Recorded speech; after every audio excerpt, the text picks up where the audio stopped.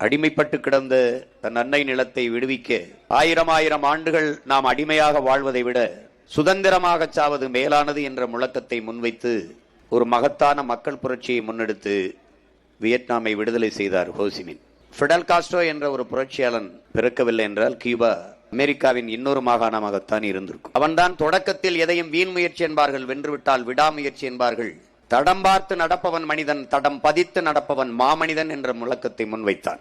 வரலாறு என்னை விடுதலை செய்யும் என்ற கோட்பாட்டை கொண்டு தன் தாயகத்தை விடுவித்து சுதந்திர பூமியாக்கினான். அடிமைப்பட்டு கிடந்த கருப்பின மக்களின் சுதந்திரத்திற்காக நெல்சன் மண்டேலா போராடி 27 ஆண்டுகள் தனிமை கொடுஞ்சிறையில் இருந்து வாடி பிறகு அதே நாட்டின் அதிபராக இருந்து ஆட்சி செய்தார். அதை போலவே கருப்பின மக்களின் உரிமைக்காக போராடிய ஆபிரகாம் லிங்கன்.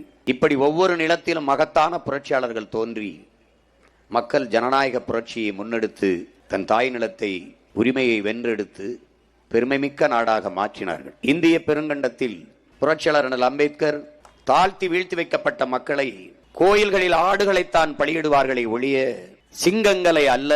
ஆயிரம் ஆண்டுகள் அடிமையாக வாழ்வதை விட ஒரு நொடியேனும் சுதந்திரமாக வாழ்ந்து சாவது மேலானது என்ற உணர்வுமிக்க முழக்கத்தை முன்வைத்து அடிமை நிலையிலிருந்து தன் அன்பு மக்களை மீட்டெடுத்தார். இழந்துவிட்ட உரிமைகளை பிச்சை கேட்டு பெற முடியாது, போராடித்தான் பெற்றாக வேண்டும் என்ற தத்துவத்தை உலகம் பொதுமைக்குமாக முன்வைத்தார்.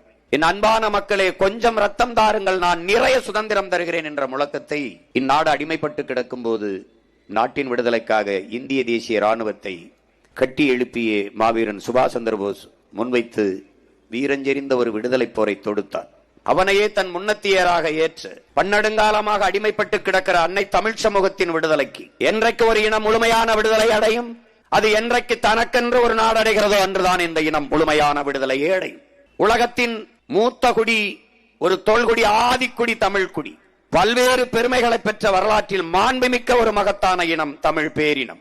ஒரு பெருத்த மூத்த தேசிய இனம் தனக்கென்று ஒரு தேசமில்லாது அடிமைப்பட்டு கிடப்பது அவமானம் என்பதை உணர்ந்தறிந்து ஹோசிமினும் புரட்சியாளர் அம்பேத்கர் முன்வைத்த முழக்கத்தை ஆயிரம் ஆண்டுகள் நாம் அடிமையாக வாழ்வதை விட சுதந்திரமாக சாவது மேலானது, அதுவும் அந்த சுதந்திரத்திற்காக போராடி சாவது அதைவிட மேலானது என்ற தத்துவ முழக்கத்தை முன்வைத்து தாழ்ந்து வீழ்ந்து கிடக்கிற தமிழ் தேசியனத்தின் விடுதலை, அதற்கு விலையில் தலையே ஆனாலும் சிக்கல் இல்லை தருவேன் என்ற நோக்கத்தோடு அன்னை தமிழினத்திற்கு விடுதலை பெற்ற சுதந்திர தாயகம் வேண்டும் என்ற நோக்கத்திலே ஒரு புரட்சிகர ஆயுத போராட்டத்தை முன்னெடுத்தவன் எங்கள் உயிர் தலைவன் மேதகுவே பிரபாகரன் அவர்கள். ஆமென். அன்பு சொந்தங்களே, நாம் அடிமைகள். நான் அடிமை, நீங்கள் அடிமை, நாம் அடிமைகள். நமக்கென்ற அரசியலோ அதிகாரமோ அற்ற நிலையில் அன்னை தமிழினத்திலே அடிமைப்படுத்தப்பட்ட மக்கள். நமக்கென்று ஒரு உரிமையும் இல்லை, ஒன்றுமில்லை. படிக்க கல்வி இல்லை, படித்தால் வேலை இல்லை, ஒன்றுமில்லை. உங்கள் மொழி இருக்கிறதா உங்களிடம்? இல்லை. உங்கள் வரலாறு உங்களிடத்தில் இருக்கிறதா? இல்லை. உங்கள் வழிபாடு அதிலே உங்கள் மொழி இருக்கிறதா? இல்லை. தமிழ் படித்தால் வேலை கிடைக்குமா, சோறு கிடைக்குமா என்ற இழிநிலையில் என் மக்கள். அடுத்தவன் மொழி ஆங்கிலம் அறிவு என்று அழைகிற ஒரு மக்கள். தன் தாய் நிலத்திலே தாய்மொழியில் எழுத படிக்க பேச வாய்ப்பற்ற ஒரு சமூகம் உலகத்தில் மிக மிக கீழான அடிமை சமூகம். என்ன கண்டிருக்கிறீர்கள்? நாம் வாழ்வது வாழ்க்கையா, பொழைப்பா? பொழைக்கிறோம். எங்கே வாழ்கிறோம்? வையத்துள் வாழ்வாங்கு வாழ வேண்டும். வாழ்வாங்கு வாழ்பவன் வானுரையும் தெய்வத்து வைக்கப்படும் என்கிறான் வள்ளுவ பெருமகனார். செம்மாந்து வாழ்கிற வாழ்க்கை, அப்படி ஒரு வாழ்க்கை என் இன சொந்தங்களுக்கு உண்டா? இல்லை. அநீதிகளால் கட்டமைக்கப்பட்ட ஒரு சமூகமாக இது மாறி நிற்கிறது. புரட்சியாளர் லெனினிடத்தில் கேட்கிறார்கள், புரட்சி என்பது என்ன? புரட்சி என்பது ஒரு தனி மனிதனின் கட்டளைக்கு பயந்து வருவதல்ல. அது வரலாற்றின் போக்கிலே முதிர்ச்சி அடைந்து அகப்புற சூழலின் அழுத்தத்திலே பிரசவிக்கப்படுகிற ஒன்று. இதுவரை வாழ்ந்தது போல இனி எப்போதும் வாழ முடியாது என்ற நிலை இருக்குமானால் மக்கள் தாங்களே கிளர்ச்சி செய்து போராடுவார்கள் என்கிறார். அதேதான் அண்ணல் அம்பேத்கர் சொல்கிறார், ஒருவன் அடிமையாக இருக்கிறான் என்பதை உணர்த்திவிடு, பிறகு அவனே கிளர்ச்சி செய்து போராடுவான் என்கிறார். அதைத்தான் இந்த நிலத்திலே உங்கள் பிள்ளைகள் 15 ஆண்டுகளாக உணர்த்தி வருகிறோம். முன்னைக்கு முன்னே இப்போது மிகுந்த ஒரு கிளர்ச்சி என் இன சொந்தங்களிடத்தில் எழுகிறது. தங்களுக்கான பிரச்சனைக்கேனும் தெருவில் வந்து நின்று போராடுகிறார்கள். மருத்துவர்கள், செவிலியர்கள், ஆசிரியர்கள், மீனவர்கள், மாணவர்கள், உழவர்குடி எல்லோரும் வீதிக்கு வருகிறார்கள். ஆங்காங்கே சிறிய சிறிய நெருப்பு துண்டுகளாக கிடக்கிற என் இன சொந்தங்கள் ஒரு நாள் ஒன்றிணைந்து எழுந்தால் பெரு நெருப்பாக பற்றி எரிவார்கள். அதுதான் புரட்சி தீ. என் அன்பு சொந்தங்களே, கட்சி ஆட்சிகளால் இந்த நாட்டில் இருக்கிற தீமைகளை அகற்ற முடியாது. புரட்சி ஒன்றால் தான் எல்லாவற்றையும் புரட்டி போட முடியும். இந்த நாட்டின் விடுதலைக்காக இளம் வயதிலே தூக்கு கயிற்றை முத்தமிட்ட புரட்சியாளன் பகத்சிங். புரட்சி என்றால் என்ன பகத்சிங்? அது ரத்தம் சிந்தும் வன்முறையாகத்தான் இருக்க வேண்டும் என்பது இல்லை. அது துப்பாக்கி தோட்டாக்களை தொழுவதும் இல்லை. புரட்சியிலே தனிநபர்கள் வஞ்சம் தீர்த்துக் கொள்ள வாய்ப்பில்லை. பிறகு எதுதான் புரட்சி? வெளிப்படையாகவே அநீதிகளால் கட்டமைக்கப்பட்ட சமூகத்தை தகர்த்து முற்றுமுழுதாக புதிய ஒரு சமூகம் படைப்பதுதான் புரட்சி என்கிறார். அப்படி என் சமூகம் வெளிப்படையாகவே அநீதிகளால் கட்டமைக்கப்பட்டது. அவன்தான் முன்வைத்தான். என் அன்பு சொந்தங்களே, அருமை தம்பி தங்கைகளே, அடிமை இந்தியாவிலே பாலுக்கலாத குழந்தை, கல்விக்கு ஆகாத மாணவன், வேலை கலையாத இளைஞன் என்கிற முழக்கத்தை முன்வைத்தான். விடுதலை பெற்று 80 ஆண்டுகளான பின்னும் இன்னும் அந்த முழக்கத்திற்கான தேவை அப்படியே இருக்கிறது என்றால் அரை அங்கள வளர்ச்சியை கூட தொடவில்லை. இந்த வளர்ச்சி என்பது என்ன? நாம் கண்டிருக்கிற வளர்ச்சி என்னது? என்ன என் உடன் பிறந்தவனே, என்ன முதலாக 1000 ரூபாய் கொடுத்தார்கள் மகளிருக்கு. அடுத்து வந்தால் 2000 கொடுக்கிறோம் என்பார்கள். இது வளர்ச்சி சொல்கிறார்கள். வளர்ச்சி. வாக்குக்கு 500 கொடுத்தார்கள், இப்போது 1000 கொடுக்கிறோம் என்கிறார்கள். வளர்ச்சி, டெவலப். இதெல்லாம் வளர்ச்சியில் வருகிறது. 40,000 கோடிக்கு டாஸ்மார்க் சரக்கு, அதை 50,000 கோடியாக உயர்த்துவோம் என்கிறார்கள். அப்படி என்றால் குடிமக்களின் எண்ணிக்கையை பெருக்கி, குடிகாரர்களின் எண்ணிக்கையை பெருக்கி வளர்ச்சியை தொடுகிறார்கள். இது வளர்ச்சி.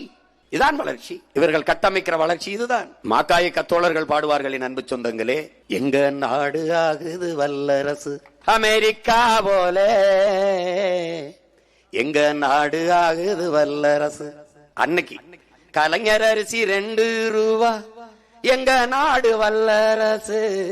விடிஞ்சா கக்குசுக்கு 4 ரூபா, எங்க நாடு வல்லரசு. சதம் அடிச்சா டெண்டுல்கர், எங்க நாடு வல்லரசு. படிச்ச டிகிரி எல்லாம் டீ மாஸ்டர், எங்க நாடு வல்லரசு. வீராங்கன சானியா மிர்சா,